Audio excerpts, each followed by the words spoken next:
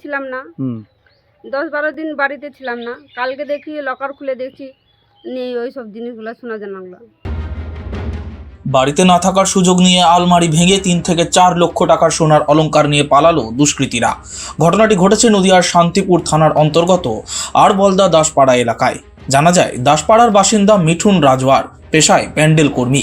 তার গুরু বাবা মারা যাওয়ার কারণে ক্রিয়াকর্মের যে নিয়মাবলী রয়েছে সেই নিয়ম পালন করার জন্য স্ত্রীকে নিয়ে গুরুদেবের বাড়িতে প্রায় 10 দিন ধরে ছিলেন।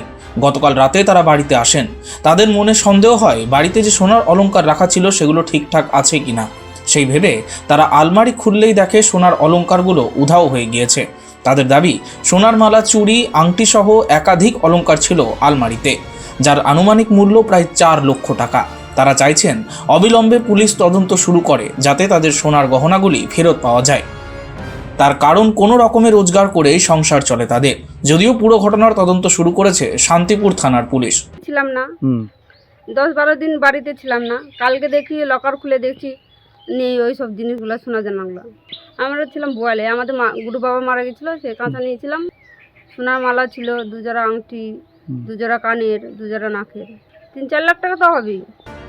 নদিয়া থেকে Madhab Debnath, street voice digital.